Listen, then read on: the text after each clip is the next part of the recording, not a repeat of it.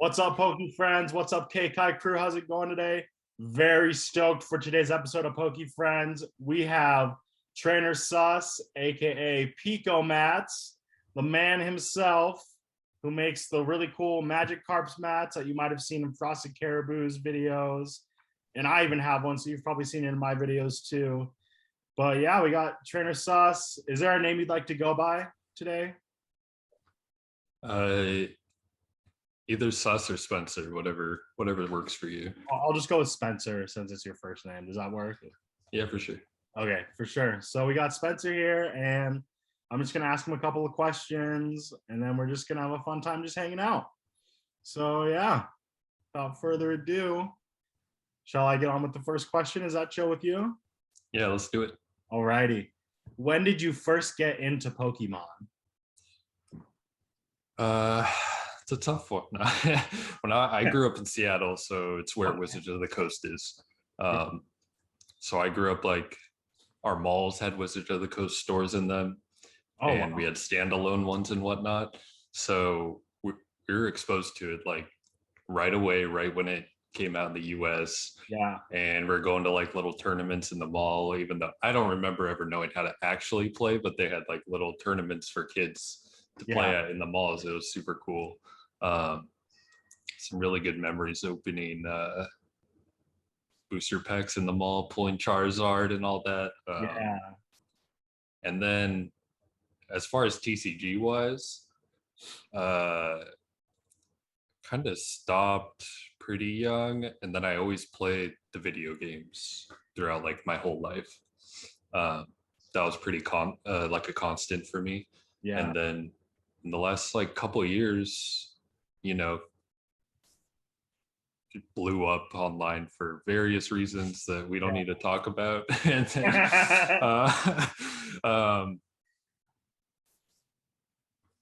living in the Pacific Northwest, we also have we have Pokemon centers, and we have the vending machines in our like grocery stores and whatnot, the official ones. And so being around here, we always grew up seeing it maybe a little bit more frequently and in our face than most places. So every once in a while throughout the past couple of years, you'd buy something here and there just for nostalgia. And then when it blew up, really started going hard. Me and my sister, because she's also really into it, we both play the TCG quite a lot. Big fans of that. That's like our main priority. That's my main priority, is playing the game. Okay. Kind of a collector-ish, but not really. Mostly collector in the way that decks that I build are like max rarity most of the time if I can do it. Yeah. But now it's getting pretty expensive out there. It's hard to do. So yeah, really hard with the TCG in just the past couple of years. Yeah. Cool. What are some of your favorite memories with Pokemon?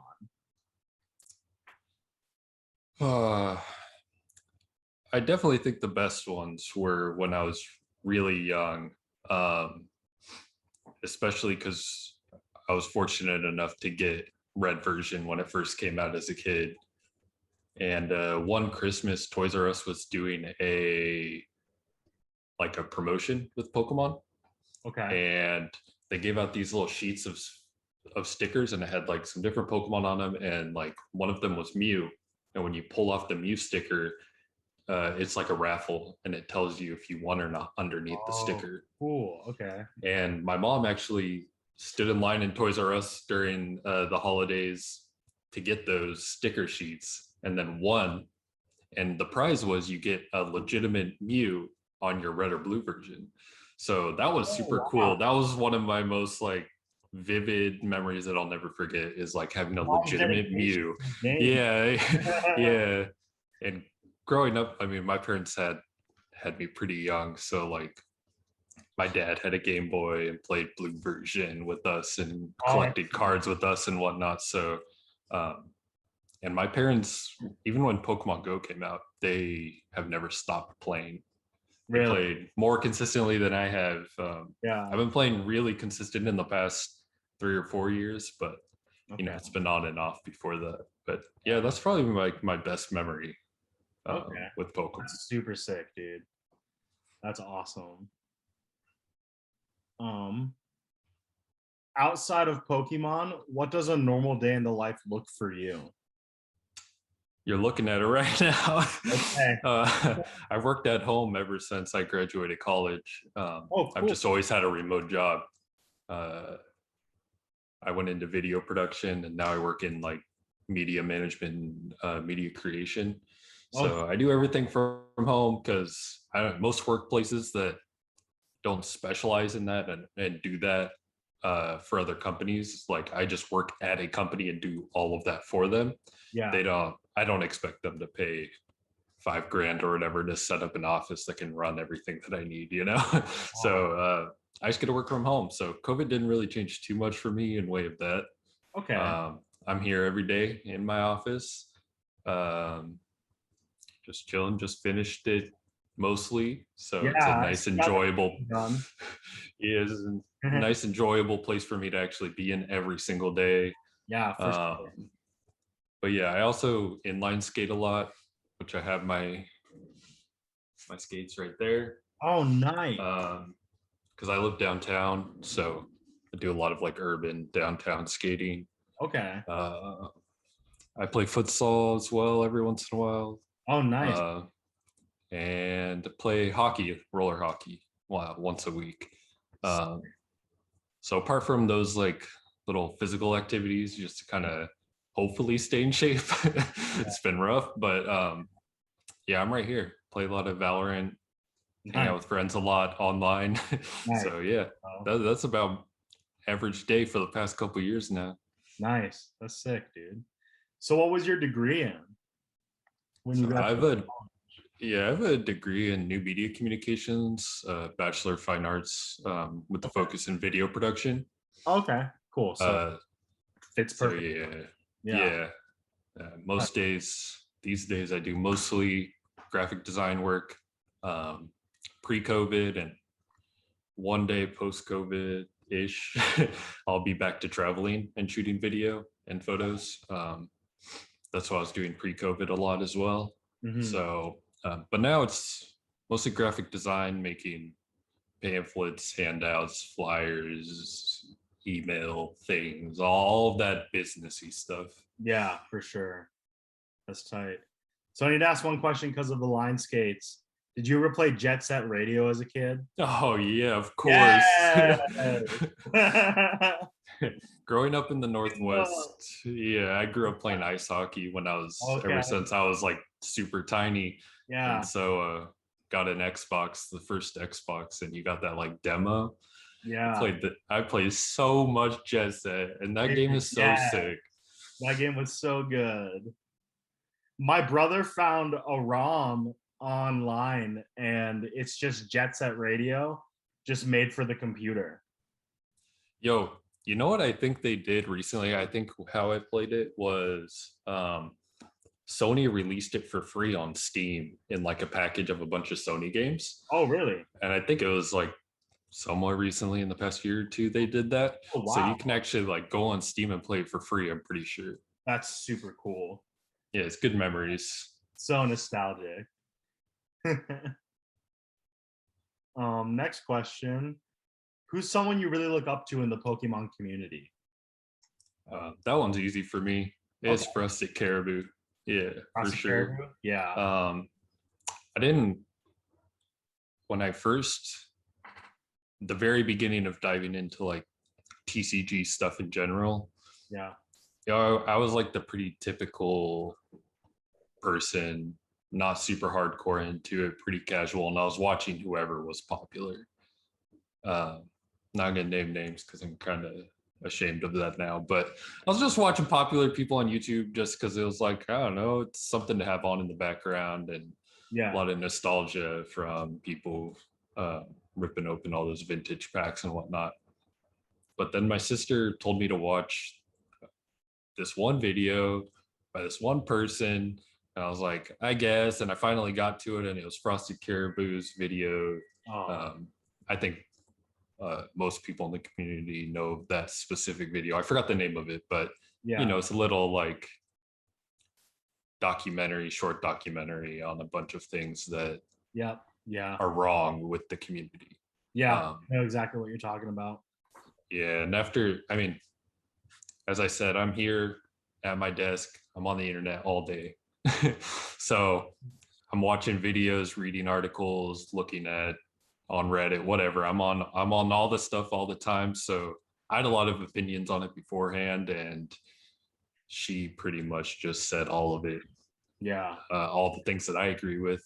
Um, and instantly I was a big fan. So I've been a part of her like Patreon subscription and in her Discord here.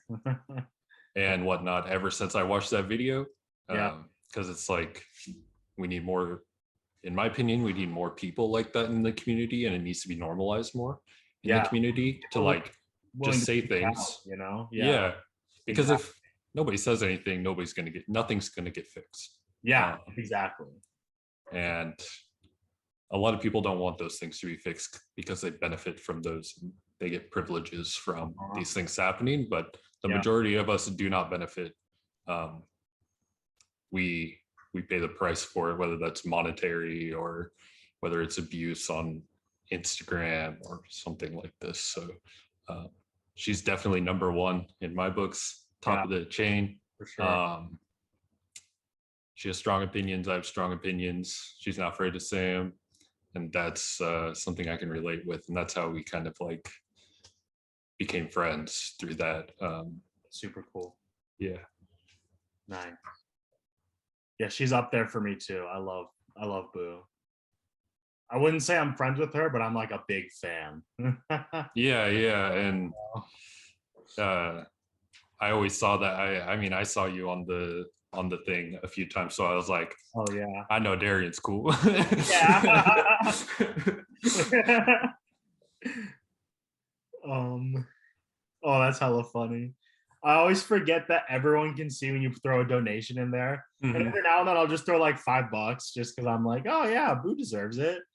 She pulled a sick card, why not? Or like Yeah. more cards. We all could benefit from it. So I was like, yeah, why not? But I always forget everyone can see that when it pops up on her stream. Yeah, no doubt. Yeah. Um, when did you first get into graphic design and art design? Uh, God, I'm old, so let me think how many years it's been. Probably like around 16 to 18 years ago, I started. Okay. Uh, I have, when I was pretty young, I pirated many different versions of Photoshop, Nice. um, CS2, CS3, those Yeah. very beginning ones. And I was on all sorts of different like graphics forums back then, is what everybody called them, like GFX forums. And they would teach you all these like little tricks to make like banners and like your avatars and signature banners and whatever for the forums. That was really big back then. Yeah. Um, and learned a lot of like what would be now like very gaudy kitsch, like really ugly stuff now, but it was super cool back then. Yeah. Learning how to do that stuff, learning how to like animate sprites and whatnot. I was ripping sprites from different games and Okay. pretending I knew what I was doing in Yeah. Photoshop and using the little animation tool and whatnot. Making stuff on Tumblr, trying to get likes and shares back in the day. Yeah. Do you even go on Tumblr anymore? Like, I've heard that it's still popping. I haven't been on in is it? probably a decade, Okay. but Yeah. I've heard it's still going. Dang. I don't know. Good for them, I guess, if they are. Yeah. Can't They're hate. still running Grew up on there. Yeah, for sure. um, when did you get the idea to start making playmats? And then this sort of goes into my next question. I'm just going to say it. What was it like designing your first playmat, and were you nervous in that process at all? I think whenever I released the first two playmats was probably like, excuse me, like a month after I thought about it. I was just excited. Yeah. basically, I really like playmats because I like having a nice aesthetic desk setup. For sure. And I want everything in my office to be aesthetic, and I want everything to match, and I Mhm. want appealing things to look at because I'm here all day, every day. And then whenever I'm looking for these playmats, like, at least in my opinion, the vast majority of like the Pokemon companies playmats are like pretty bad. I'm just gonna say it. Like the US PCI, at least for the international market and what they sell, I think is pretty poor design wise. Like Okay. Japan, when you look at the Japan Pokemon Center's shop, Yeah. like they get way more dope stuff, Yeah. way more well designed, Yeah. way more aesthetic stuff. Um, so it's a shame that we don't get those things, but Yeah. I mean, we can just make our own. So that's Yeah. what I wanted to do. I eventually, I mean, in the beginning, I was just like, I'm just gonna make my own for me, and then people want them after that. I'll just like print them up and send them to them if people Yeah. want them.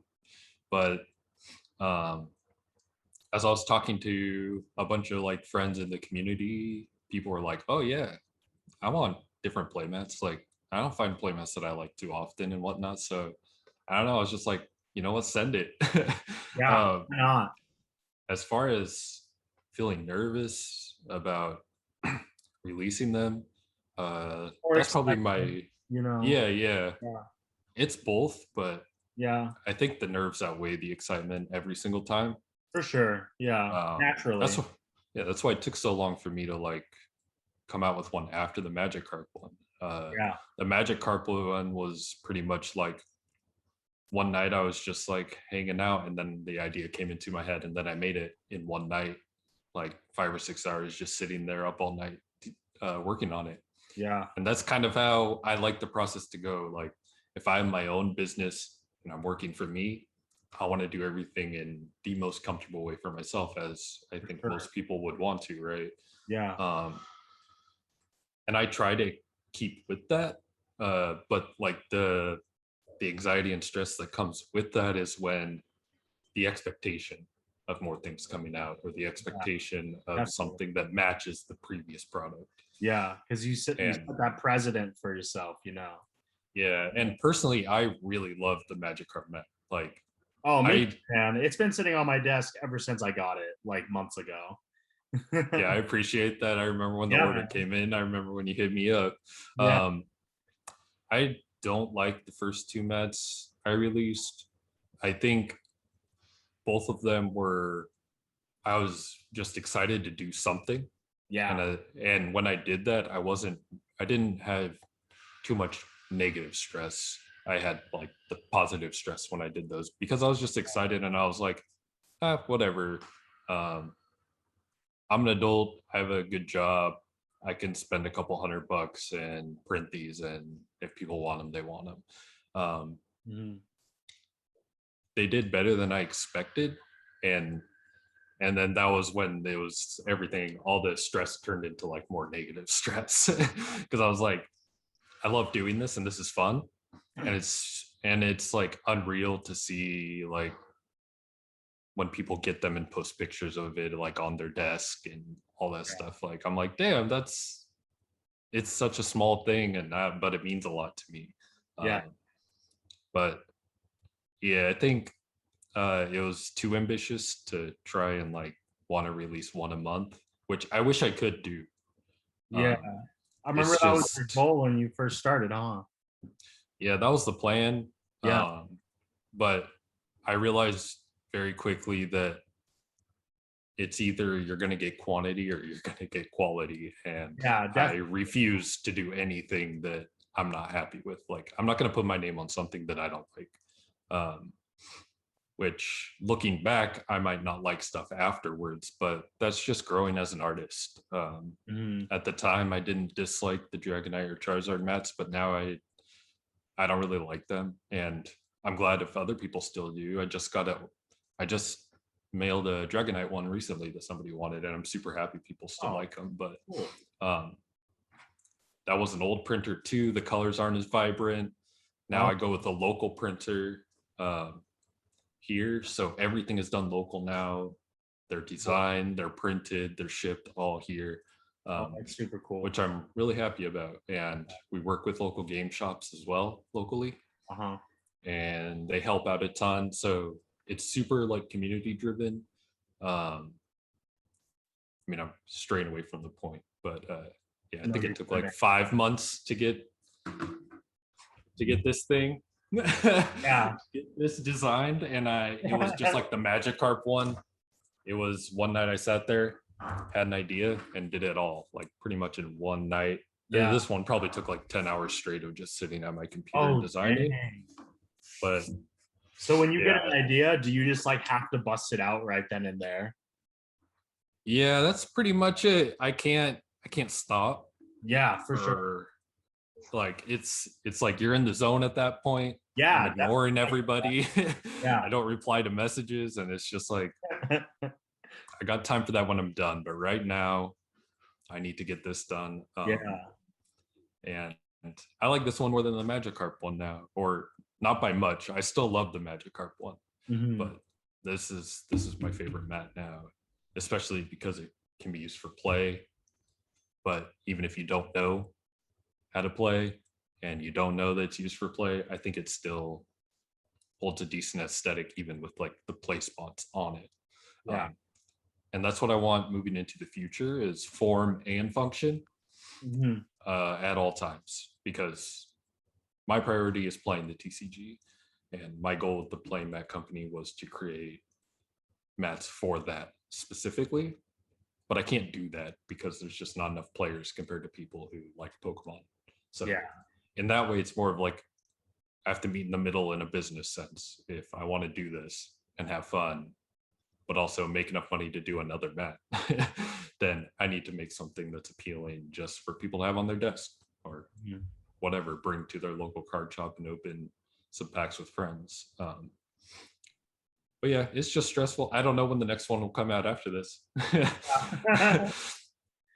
Could be in a month, could be in 4 or 5 months. I don't know, but I'm trying to come to terms. It's like, that's okay. It's my business. Definitely. I'll do stuff at my own pace. Time, you know? Yeah.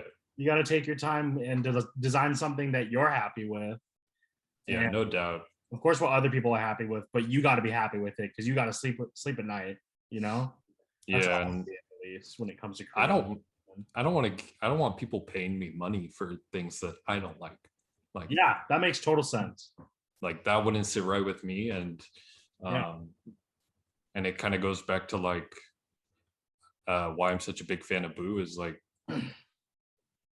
it's the same thing as do it for the community. Like if you can benefit at the same time while not hurting somebody else, that's the ultimate goal, right?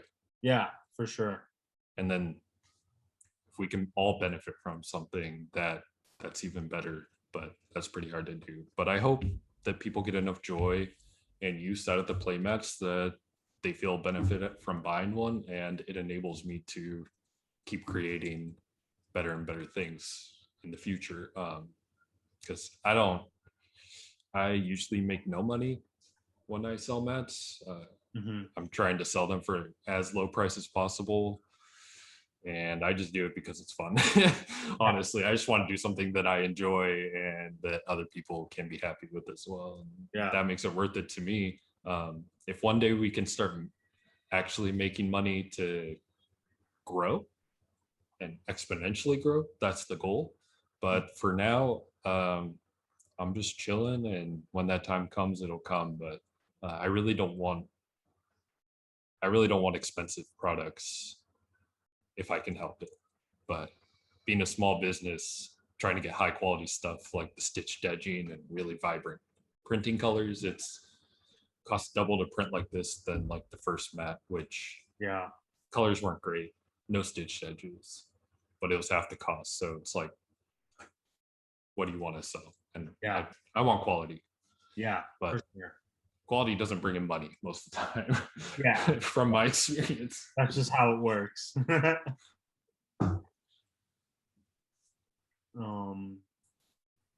Let's see, next question. I lost my track on the question that was at. Oh, here we go. Who inspires you to create, or what inspires you to create? Art, design, videography. What's your main inspiration? Um,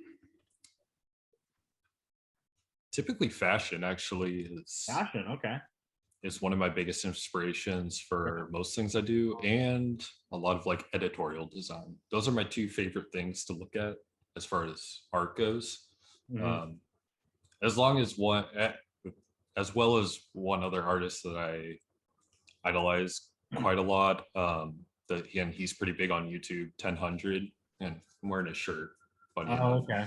but I have a bunch of his prints that I still need to hang up. But um, yeah, mostly fashion and editorial design. That's what I look at most, and probably the thing that even got me inspired to do this last mat was Legends Arceus. Like Yeah, for sure. playing the game coming out, and I was never like super deep into Pokemon games. I played most of them and I had a good time with most of them, but usually it was nostalgia, like, and I would just like run through most of it, maybe not finish some of them. And then when Legends came out, I was like, this is what I've always wanted. Yeah. This is the perfect Pokemon game. Like, Yeah. I know people have their complaints and whatnot, graphics, this and that. I mean, we're playing it on a Nintendo Switch. It's like Yeah. our phones are like 10 times more powerful than a Switch. Yeah. Right. But I don't care about any of that stuff. It was like what it offered in terms of a Pokemon game was Yeah. exactly what I've been looking for ever since I started playing Pokemon games, right? And so that kind of reignited the fire. And then this recent Brilliant Stars release with the gallery, the character gallery cards. Oh yeah. Yeah. Like looking at the alt arts, especially in the past like 4 or 5 expansions of Sword and Shield, absolutely breathtaking. Like Yeah, definitely. even back when maybe Battle Styles came out, um, Battle Styles was my favorite set for a long time because of the art, especially the alt arts. The Like Urshifus. Rapid Strike Urshifu VMAX alt art, So which sick. that So like, wow. yeah. And I got lucky enough to pull one pretty early on Oh into the wow, really? release, and it's in my deck. That's pretty Like, dirty, dude. I don't want to talk about that. I just had no luck with that set. yeah, I got stupid lucky. I pulled so much from that set. That's why I love it so much. But Yeah. it was also one of the sets that like I felt like the altar just went like it was really good in some of the Sun and Moon sets here and there. Yeah. And then Battle Styles came along and it was like, boom, we're really stepping up the game. And then I don't know how they did it, but every set since Battle Styles is like they keep getting better with the Yeah. altards. Definitely. And I don't really know how, but I'm very glad about it. And Oh yeah. those are big points of like inspiration as well. I've in the past like 6 to 8 months, I've been working a lot on like digital art, like actually drawing. I have a couple different tablets that I use, but uh, those alt arts are a big reason why. Like, I want to be able to do more of that stuff as well, not just sit in Illustrator and play with vectors all day, because that gets kind of boring. Like, but yeah, that's a huge. Those things are absolutely amazing. Nice. Yeah, I have a really expensive project I'm working on to where I'm trying to get all the alt arts in Gem Mint 10 in Japanese. Yeah. Yeah, have fun with that. It's been an ongoing project since Battle Styles. Or since Battle Styles. Or I guess that set was called Matchless Fighters. Right. And I remember seeing you post photos way back then of like the alt art Blaziken VMAX and stuff. Yep. Like graded, and that's a sick card. Yeah, that the is artists. A cool card. They just keep coming out with really cool alt arts, and super grateful. But my wallet is like, dude, stop. Yeah, I feel that. Yeah. As you can see, I got some graded stuff on my shelf as well. Yeah. And Nice. I don't collect slab stuff at all, but Yeah. some of it is really cool to have. I appreciate a lot of it. And I have a bunch of like base set vintage on there too, and that's all from my childhood. Like, oh, that's whenever we would pull something decent, my dad would just take them away from us, and he put it in like display plaques. oh wow. Because when he was younger, he collected sports cards, so he kind of had that mindset of like, Yeah. this might be valuable someday. Sure Yeah. enough, I had a CGC 7.5 shadowless base set Charizard, which I sold like a year and a half ago. Yeah. Because for me, I play the game, so I want modern stuff that I can play. So Yeah, definitely. I sold it, traded it for a ton of modern product. But yeah, I still got my favorite. Let me grab it. Ooh, yes, please.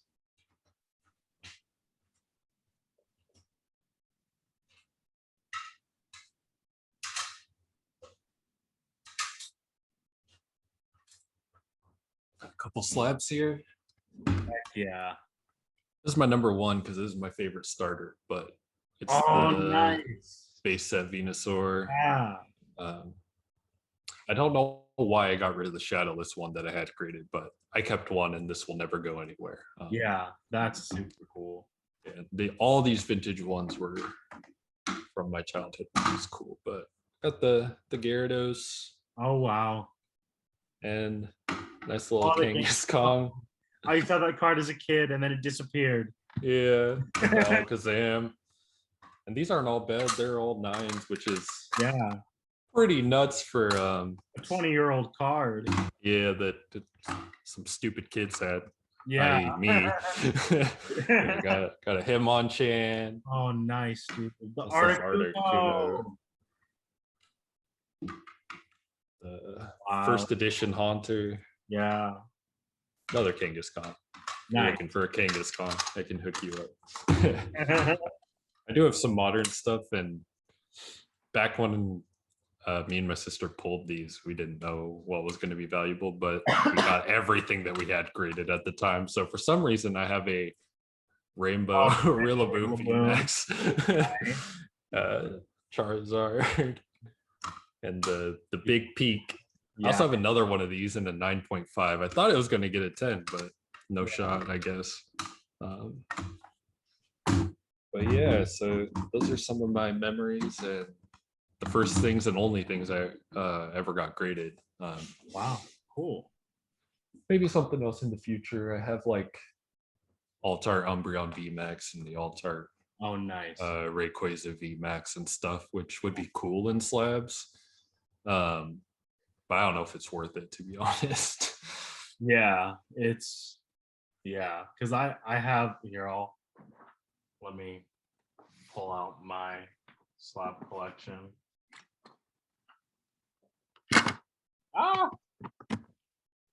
Let's see. So speaking of alt arts, I got the Blaziken. There it is. Yeah. The Urshifu. Yeah, I love that. That's one of my favorite cards still. It's so clean, dude. And just the way the texture is with it is out of this world. But and the single stripe. And then the Calyrex. Yeah, I really like the Calyrex cards too. Yeah. And then the other Calyrex. Yeah, that's my jam right there. The Shadow Calyrex, Shadow Rider. And then I do have the Umbreon too. And I graded all these on my own too, which was probably not the smartest decision. But I mean, I feel like it was cheaper than buying the slabs themselves from someone else. And I just trust myself more. Yeah. Very fair. I have like 20 slabs. I won't bore you with all of those, but yeah. Super dope, man. Thanks, man. I love the Japanese. I love it in Japanese too. Yeah, that's what. Like I started. I think I have 1 or 2 cards in English that are graded, and it's a Rainbow Charizard VMAX, and then I think the other one is a Togetic from like Neo Destiny. Gotcha. Yeah. Yeah. I never ended up pulling that Rainbow Charizard. I pulled One of the cards I didn't film when I pulled it. I bought the last box at Target, and I got home. I just ripped it open. I didn't have patience, and I was like, I need to see if I'm gonna get the Charizard. It was like the it second happens. pack in, and I got it, and I just screamed so loud. That's nutty. Yeah, it's one of the first Oh, nice. big pulls I had, and Yeah. not a great grade, but I keep it by all my other Charizard stuff over there. Nice. And then this is one of my favorite all-time cards art-wise, and still in like my top 3. But the the stain. Hidden Fates promo, yeah. Yeah. One of my buddies just picked up that as a 9 from one of our local card shops. Oh, I think it was that card, yeah. But it was like $25 because the guy, I don't know how much it goes for, honestly. So I didn't really know. I have no idea either. That one, because it's one of my favorites, I'll probably never get rid of. Yeah.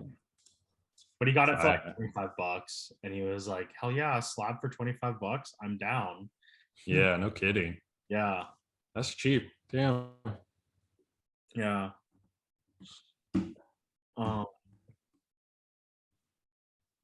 So I think you might have already answered this, but who's your favorite Pokemon and why? And you said your favorite starter, but I didn't know if you had another Pokemon that was your favorite. My favorite, I'll show you how much. Yeah.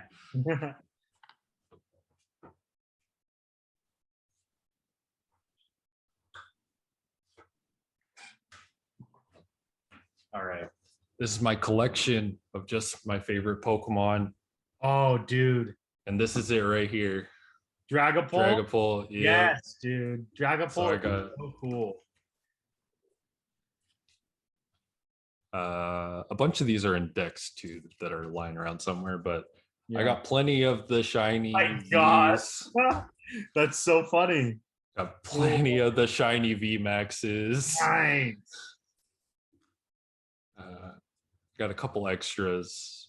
Cool. Like the full art. Yeah. And these were actually some of my favorites. Were the Shining Fates ones. Shiny, yeah.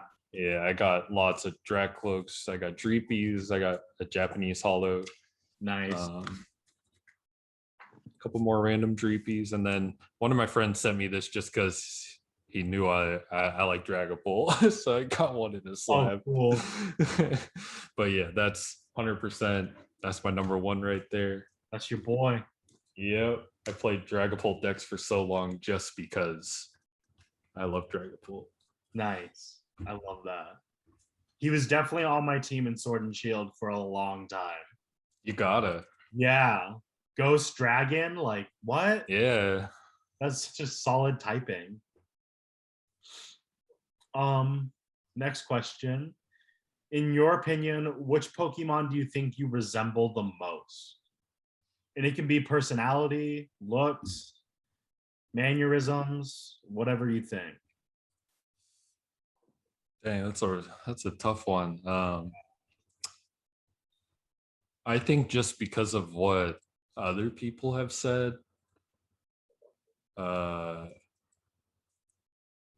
like I think with my whole entire family, for some reason, everybody was like trying to pick Pokemon for each person that represented them the most. Yeah. And I got Lugia. Oh wow. And then but then they also like a couple gifts I got were like Umbreon plushies because they were like this suits you. Yeah. Most of the time I'm wearing all black everything all the time. And I'm a pretty quiet person. Pretty introverted, so I think that fits pretty well, either of those. Yeah. Nice. Let's see. Last two questions are sort of card related. What's your favorite Pokemon TCG set and why? And vintage or modern? It can sway on whatever spectrum. Or if you have a favorite modern and a favorite vintage.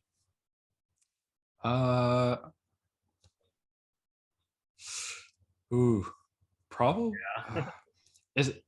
It's a little bit of a, I'd say a 50-50 for my favorite currently, because I think when I got back into like TCG a little bit harder, is some of the best memories was when nobody could find any product, or when you did happen to find it, it was like double price or whatever. Yeah. Yeah. Was driving for hours and hours a day on the weekends with my sister or like a friend searching for stuff, and it was typically Darkness Ablaze or Vivid Voltage. Nice. Is what we were able to find, at least from a couple local shops that didn't try and destroy you with double prices. They had booster boxes for retail, which was pretty hard to impossible to find back then. But overall, probably Brilliant Stars, just because it added a new game mechanic with V Stars, and the art is nuts, like absolutely beautiful. Like I love Charizard and the Altar Arceus. Yeah. Sorry. Yeah, I know it's supposed to be said Arceus, but like it's hard to get Arceus out of my mind as well. Arceus for 10 years now, so yep, same. But yeah, probably Brilliant Stars. And again, because I really 90% of what I care about is playing the TCG. I don't really care too much about vintage. I grew up with it. I opened tons of vintage when I was a kid. I still have some of my cards. So for me personally, I already have my memories with vintage. I've been there, done that. So it's not really my thing anymore. I love the cards that I have, but I would never spend more than retail for a vintage pack personally. Sure. So I'm all about whatever's new, and whatever brings excitement into the TCG, which I was pretty like burnt out and bored, as a lot of people were, until Brilliant Stars released. So yeah, I'd probably say that. And the character, I love that they brought back the character arts. I think everybody is happy about that. And then last question I have for you today: what's your favorite card in your collection? Let me see. Okay.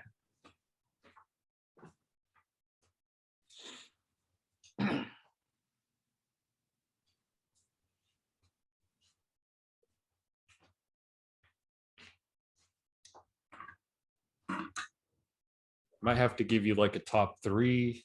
That's fine. I don't look at my collection too often. We'll take a top 3. Because this is definitely in my top 3. Yeah. For sure. Pure aesthetic wise, I love it. This might be in one too. Yes, love my boo card. I love my boo card. Not a big fan of Umbreon in general, and I don't really like the VMAX alt art too much. I like the V alt art quite a lot. I think that one's sick. This is up there in like top 10. I love the alt art. I love Galarian Zapdos, just aesthetic wise. Hunter aesthetic and everything. Yeah, I really like that. Alt art Tyrannus RV is pretty cute. I like that. Sleeping. The Rayquaza VMAX alt art, pretty cool. The V is also really good. Oh, I love this art. Like the style and aesthetics of this is, and the colors. Yeah. I just put that in a deck last night. Yeah, this is the colors are just so vibrant. I love it. Here's some more boo cards. Nice. I have all those too. Yeah, I do love those. Yeah. Oh boy. Oh yeah, I still got this. That one. Dude, me too. From the Sitting behind you childhood. right now. Oh That's yeah. so funny. Got a nice like hollow air Jolteon, which Jolteon is my favorite evolution. So Oh, okay, cool. I really like this. Yeah. Um, big Mimikyu fan as well. Oh, okay. Yeah. They collected those, opened for those. Oh, nice. The GXs. Yeah, they're super Nice. cute. Love those. I like Silvally a lot as well, and Noivern. So I have a couple of those that I really, really like. Oh, cool. This might be a top for me too. This is my favorite full art trainer that exists right now. This is the Giovanni's Oh, the box's Exile. orders. Yeah. Or Giovanni. What is it? Giovanni's what? Exile. Exile. Yeah. Nice. I'm a big Giovanni fan. Yeah. The original big guy. The original bad boss. Yeah, and this is also why when I saw this for sale, I bought this because Oh, wow. I needed it. Yeah. Big fan. That Big is fan. super sick. Maybe after looking at all these again, I think this is my number one. Yeah, the stained glass. Actually, yeah, this has to be my number one. I can't get past it. It's too good. Yeah. And I might throw that Galarian Zapdos in there. And then the boot card. And if the boot card doesn't count, I think I'm going with Oranguru. Yeah. Those are my top three right now. I don't think I have anything else. Actually, the new alt-art Urshifu V, this one right here, I really like. Oh, yeah. Yeah. It's hard. I know. It's so hard when they keep coming out with really cool cards. Also, my sister has almost all of our decks. We have about like 10 or so that are built. Oh, nice. And I play with all my cards. So like I don't have my VMAX Urshifu alt-art or anything like that. Oh, okay. Or all my Calirexes and stuff. Yeah. Because I really love a lot of those too. So yeah, it's a little rough out here trying to choose, but yeah, for sure. I also kind of like this the same way, dude. Oh, the box Pikachu, yeah.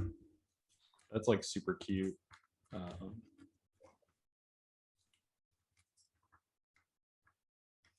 What else is in here?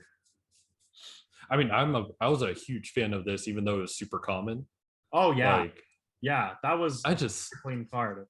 I like that they like expanded on it and made the background the whole forest, and I don't know, Reggie. Yeah, it's nostalgic to see. Yeah, exactly. It just gives you that vibe. Yeah.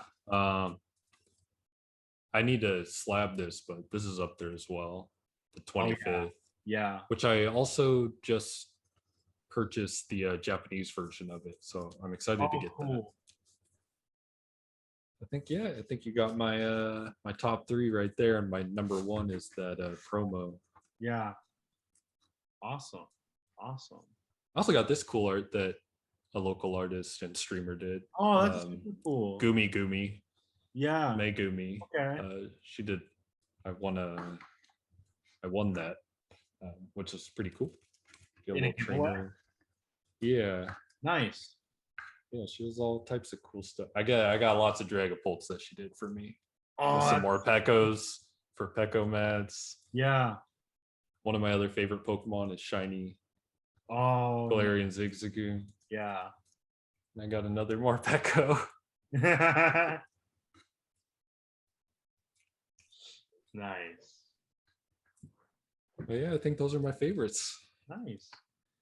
Well, that was pretty much all the questions I had for you today. Do you have any questions for me? I usually open up the end of it for my guests to ask me a few questions if they want, since they were just in the hot seat for like 35 minutes. Oh, let's see. Okay. How can I expose it? No. Let's see. Guess I'm kind of curious how long you've been in the TCG collecting playing arena altogether.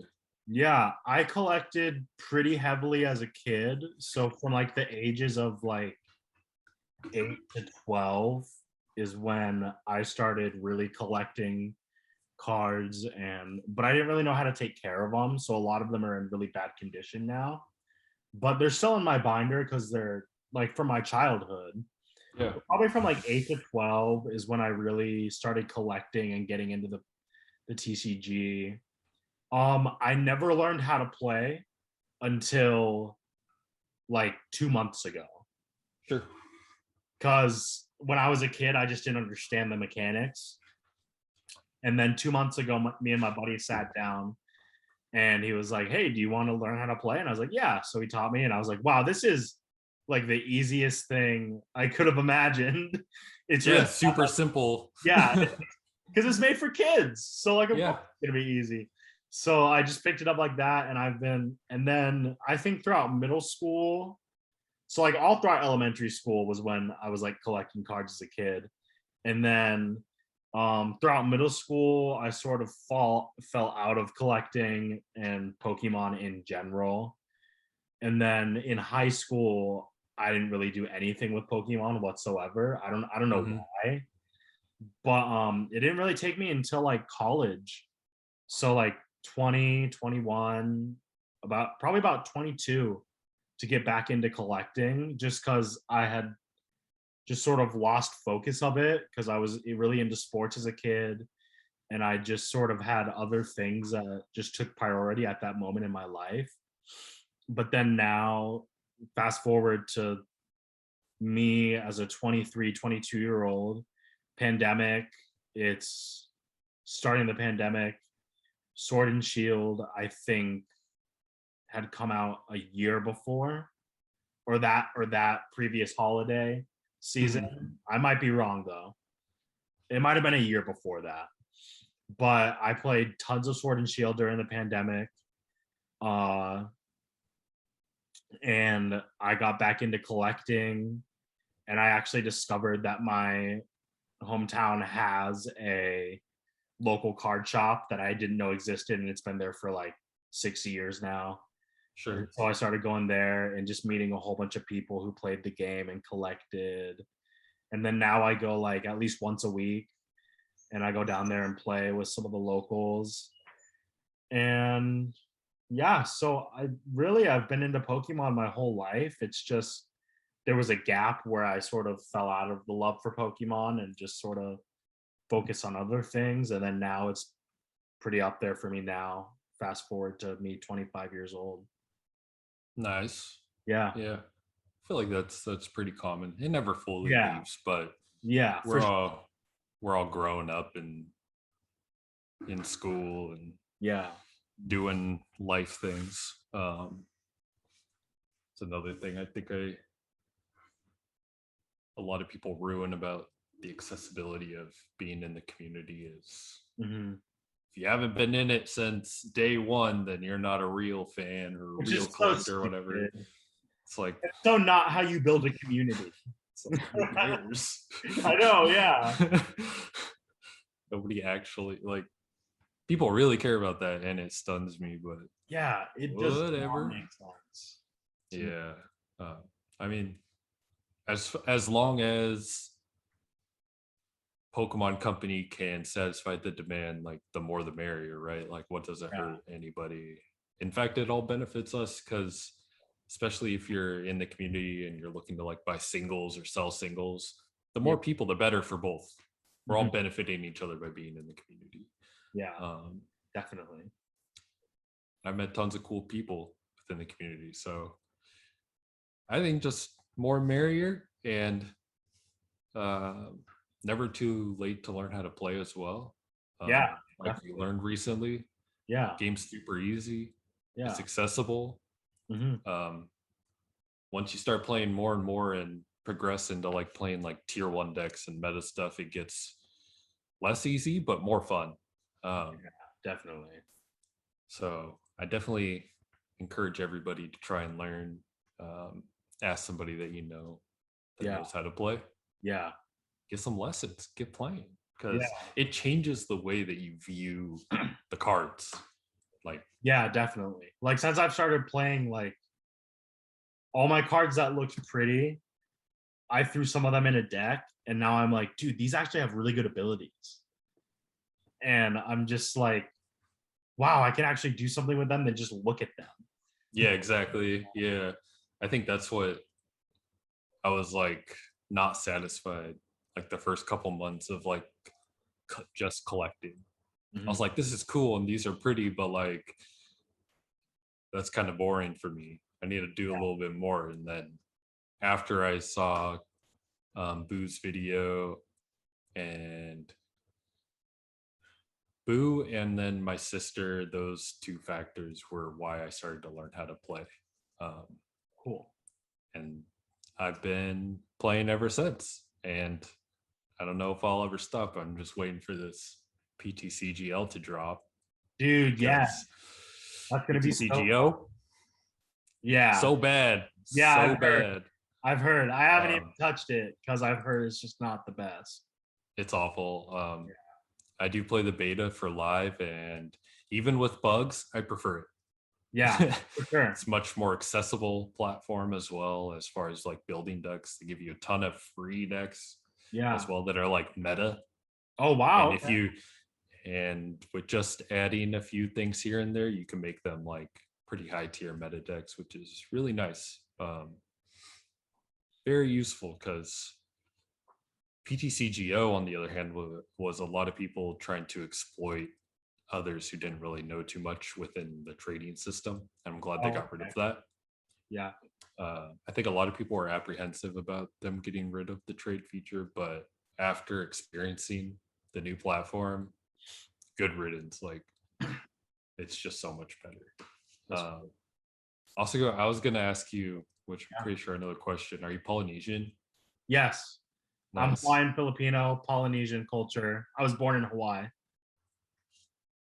That's what I'm talking about. That's where like that's half my family. Oh, no way. Family. Really? Yeah. Nice. From the Big Island. So okay. Yeah. I'm from Oahu, and so is my family. Nice, yeah. Yeah. She's Filipino, so there we go. Sick. Awesome. That's why I got this. Nice. Okay, I was wondering about that. I was like, oh, some tribal. Too. Nice, dude. Heck yeah, I just need to connect it all and then get the rest of my body tatted. That's the plan. I really want to get a leg sleeve on my right leg. Oh, yeah. Yo, same. Let's do it. Yeah. Let's go. Yeah, dude. Let's figure it out. I'm down. You're looking for a poly artist? My guy is super good. He's tomorrow. He's out here up north from you, but yeah, cool. He's super dope. But yeah, I had to make sure, even though I already knew pretty much, like pretty obvious. Yeah. But yeah, I'm glad to meet some people more like that can relate, you know? Yeah, for sure. But yeah, let's see if I have any other questions. Okay, yeah. Yeah, why did you decide to do like YouTube? Probably like in the middle of the pandemic, I started doing lives on Instagram, and it was just me holding the cards in front of the camera and pulling it back. And a lot of my following, a lot of the people who followed me, they really enjoyed it. And then I sort of decided, hey, would you guys like if I made a YouTube channel?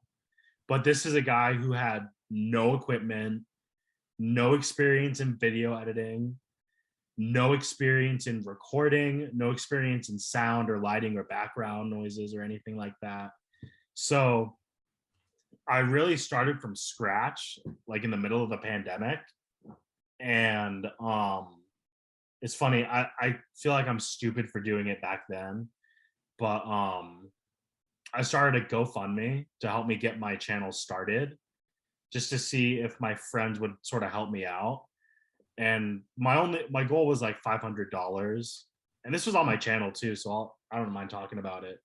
But my goal was $500 to get a camcorder and to buy Final Cut Pro for my MacBook, and that was it. And I ended up raising that money, and then I was like, okay, I guess you guys responded and you want me to start a YouTube channel, so here I go. I'm doing it. So that was probably about a year and a half to 2 years ago. And then now I've just been doing this I used to do it more consistently, but then ever since I started my master's program, it's a little less consistent. And with my new job too. But I sort of just do it just because it's fun to do in my pastime. It's fun to talk to people like you and people like, do you know JoJo Stitches? Oh yeah. Alarm just went off. Yeah, I know. I interviewed JoJo on one of these episodes. And it's just fun to talk to people like this and just get to know the community a little bit more that I'm a part of. So yeah, probably about a year and a half ago or 2 years ago is when I got into playing. Yeah, that's awesome. And videos. I think I saw you on Instagram a long time ago. Yeah. Over a year ago at least. But yeah, I was glad to see like consistency, like even if it's not like 100 videos a week like some people, like it still is going, you know, like that's just not human. It has to be a full-time job at that point. Yeah, exactly. Like I'm not making any money off of this, so like right, that's why I just do it at my leisure. But I'd rather do it at my leisure because then there's no pressure for me to like put out the next video, put out more content. Yeah, exactly. Cool thing, you know. Like I really just enjoy it as a little side hobby. Yeah, no doubt. Yeah. Yeah, I think that's positive. And yeah, definitely. Just don't stop. Because like I think especially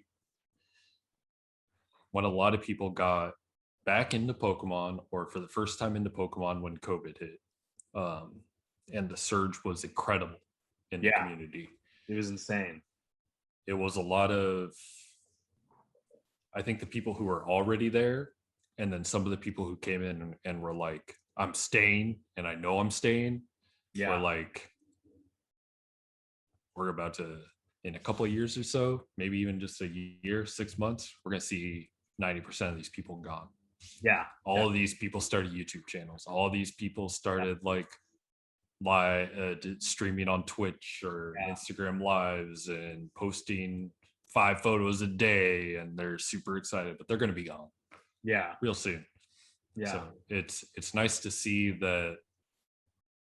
In that sense, I wanted to be proven wrong.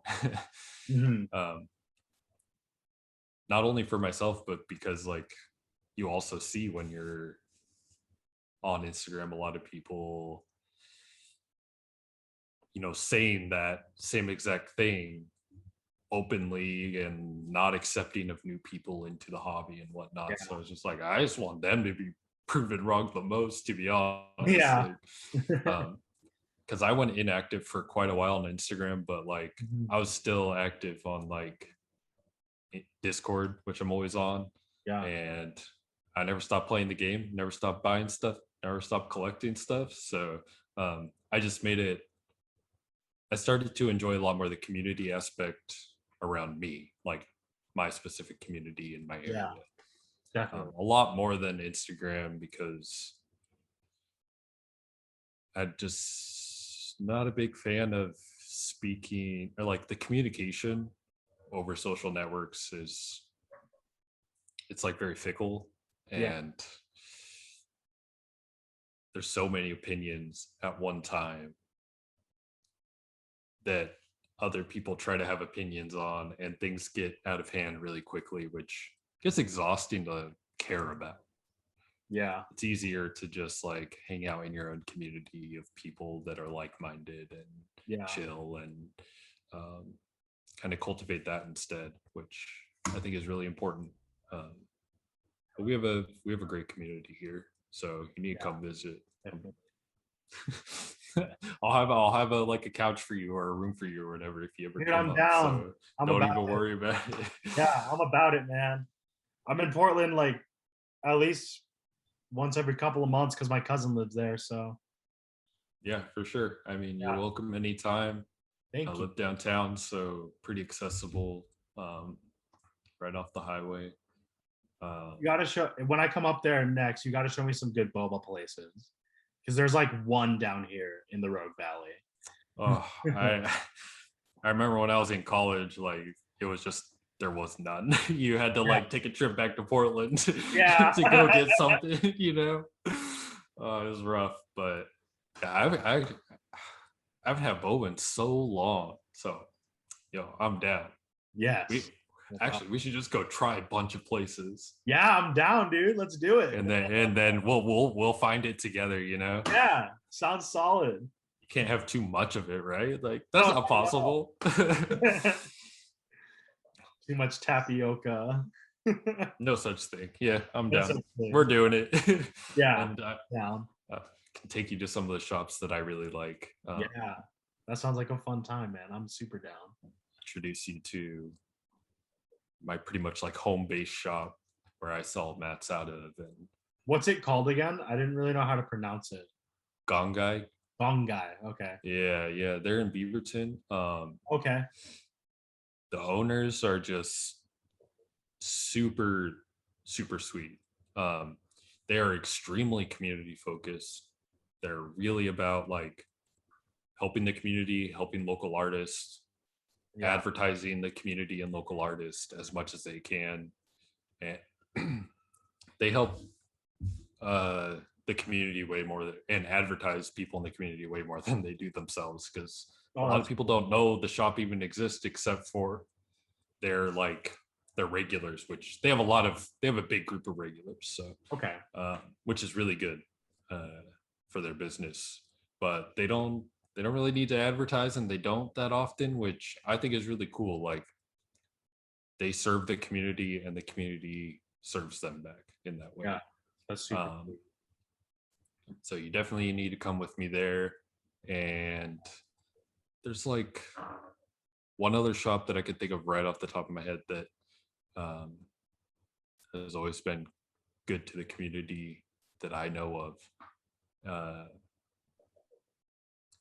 And then, if you ever want to talk trash about all the other shops around here, I got you. Okay. I'm very anti-price gouging, ripping off the community, especially small businesses. Yeah. Treating the community, taking advantage of people. Yeah, and it's like, this reselling thing isn't going to last forever, and it didn't even last a year, really, barely a year. And now things are back to, at least where I'm at, I can find anything for retail or lower, just like it's supposed to be, right? Yeah. I never overpay for any product now, as long as you can find it. And now pretty much the whole Pokemon community has blacklisted a bunch of shops up here in Portland metro area, because they were trying to, charge double, triple, quadruple when Shining Fates was here. And it was impossible to get unless you paid scalper prices. So now they're gonna pay. They want to take advantage of the community. Now the community just isn't going to do business with them. Yeah, exactly. I don't know. Recommended. Places like Gongai, they're very strict on it's retail no matter what. They don't care what's going on. Oh, that's super cool. It's retail no matter what. Wow. Okay. And I would definitely like to check that out one day. Yeah. Yeah. That creates lifelong customers. It does. It really does. Places like that inspired me for like PekoMats, for instance, was like, that's how businesses should be ran. Yeah. And they should be ran for the community. And if you don't have the community, then why have a business, right? Like, you're not serving the community in some way positive, then I don't see a reason to have a business. And you probably won't have a business very long if you don't do that. But if you try and take advantage of the community, expect consequences. Yeah, definitely. Karma, it exists. Yeah, you can't expect everything to go well, but I'm just really glad there is a couple shops around here that have been great the whole time. Who really are, they don't care about nobody else. They just want to do the right thing, which is why you have a bunch of people who now only shop at those places. So they won. Yeah, definitely. That's what you get. You get lifelong customers that love you and want to give you money, So we're gonna have a great time when you come visit. That's gonna be fun, man. I'm excited. I'm looking forward to it. Yeah, we'll have to get Megumi to come out too. She's super cool. She knows Okay. everybody, all the shops. Oh, cool. Okay. So, yeah. Awesome. Anything else? That was it on my end, unless you got any more questions for me. Not that have come to mind. Okay. And we can call it good. Pokéfriends, thanks so much for tuning in. Spencer, thank you so much for your time and your energy and Oh yeah. willingness to answer all the questions, even though they might have been a little difficult sometimes. But yeah, that's pretty much it. You guys rock. Spencer, you rock. And I'll see you guys in the next episode of Pokéfriends. Yeah, thanks, man. See ya.